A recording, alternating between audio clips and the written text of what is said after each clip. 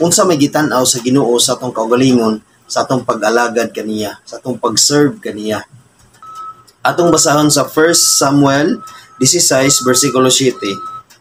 But the Lord said to Samuel, "Do not look at his appearance or at his physical stature, because I have refused him.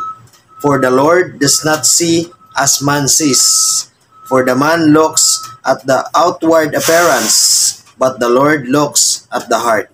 Kung sige tanaw ni Lord igsuon ang atong kasing-kasing.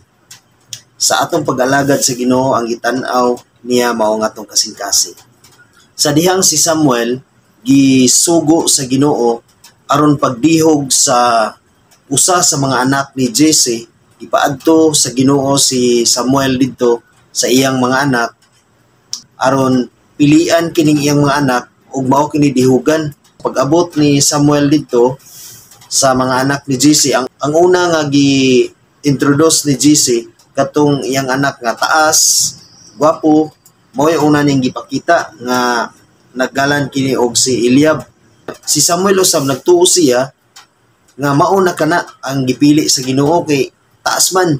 Unya taas man siya, unya gwapo, sakto og pamarog, mao gatuo si Samuel nga mauna na ang gipili sa Ginoo. Apan ang ingon sa Ginoo mao katong verse nga atong gibasa kaganiha nga ingon ang Ginoo kang Samuel nga ayaw pagtan-aw sa iyang hitsura, ayaw pagtan-aw sa iyang pamarog, kay dili na siya mao nga akong gipili. Munay giingon sa Ginoo ni Samuel tungod kay niingon ang Ginoo kang Samuel nga ang iyang paghukom dili sama sa paghukom sa tao, kay ang tao nagtan-aw sa physical appearance sa tao. Apan ang Ginoo, ang gitan-aw sa Ginoo mao kadnang atong kasing-kasing. Wala siya gatan-aw sa atong pamarog, wala siya gatan-aw sa atong hitsura, wala siya gatan-aw kung unsa ang atong kagalingon, kundi lang ang gitanaw ang atong kasing-kasing. Unya ang ikaduha nga gipakita ni Jesse sa iyang mga anak mao kani si Abinadab.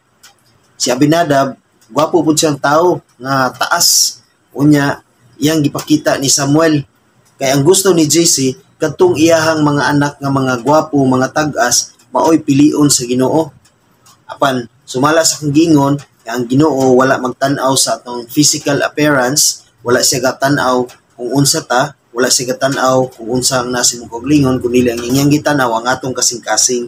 Sa pagkakita ni Samuel ni Abinadab, niingon ang Ginoo kaniya, dili usab siya mo'y ako pili sa dili usab siya mo'y gipili sa Ginoo. Unya pagkahuman gipagawas ni Jesse ang iyang tanang mga anak. 7 ka buok iyang mga anak ug iyang gipapilian ni Samuel. Apan ang ingon ni Samuel, maura ba kini ang imong anak? Gilimod niya ang katong usa niyang anak. Kay katong usa niyang anak mao may pinaka maba nga tawo, mo'y pinakagamay, mao wala ni gipakita.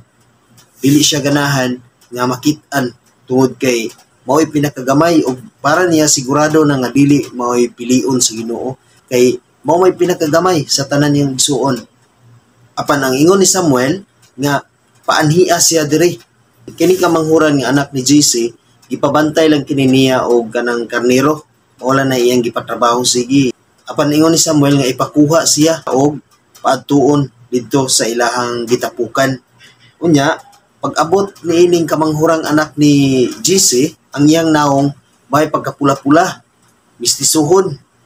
Nindot siya og mata, unya gwapo pud siya. Ang apan kay gamay siya nga pagkatao. Mao'y rason nga wala siya giapil og pakita ni Jesse. Apan sa pagkakita ni Samuel nga nang kamanghurang anak ni Jesse, miingon ang Ginoo kang Samuel nga dihugi siya kay siya maong akong gipili. O kini nga kamanghuran nga anak ni Jesse mao kini si David. Human pagdihog ni Samuel kang David, mikunsad kang David ang espiritu sa Ginoo. Mao na mga igsuon nga ang pagpili sa Ginoo kanato wala siya gatan-aw sa atong physical appearance. Wala siya gatan-aw nga taas ka, maba ka, wala siya gatan-aw nga niwang ka, wala siya gatan-aw nga tambok ka, wala siya gatan-aw nga gwapo ka or dili ka gwapo, wala siya gatan-aw ana nga kung unsa ang imong hitsura karon, kung unsa ang naa sa imong kaugalingon karon, kung aduna ba kay kulang sa imong kaugalingon. Igsoon wala gatan-aw ang Ginoo niya na.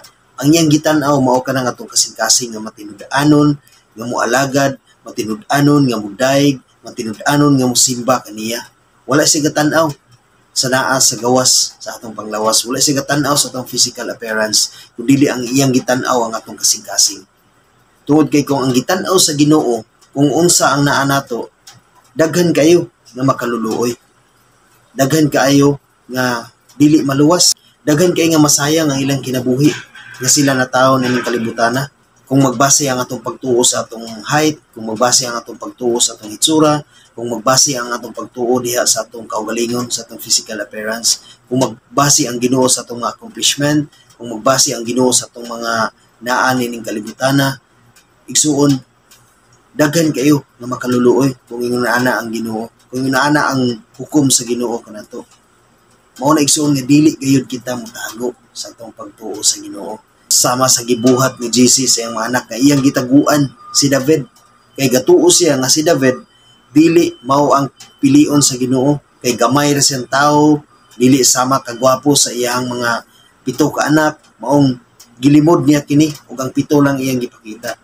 Apan igsuon, ang tan-awon sa Ginoo mao kanang imong kasing-kasing. Ang tan-awon sa Ginoo igsuon mao kaning atong kasing-kasing nga matinud-anon kaniya. Wala siya gatan-aw kung unsay naa sa atong lawas karon. Wala siya nagtan-aw kung unsay naa nimo karon. Wala siya nagtan-aw kung aduna may kulang kanimo karon. Ang iyang gitan-aw mao kanang imong kasing-kasing nga matinud-anon sa Ginoo.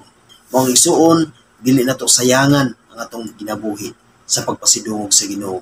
Isip kita mga pinili kaniya, isip kita mga pinili sa Ginoo, ato gayud nga pasidunggan ang Ginoo, atong simbahon ang Ginoo sa atong tibuok kasing-kasing. Tuod kay mao kanay makapahimuot sa Ginoo. Amen. God bless sa tanan.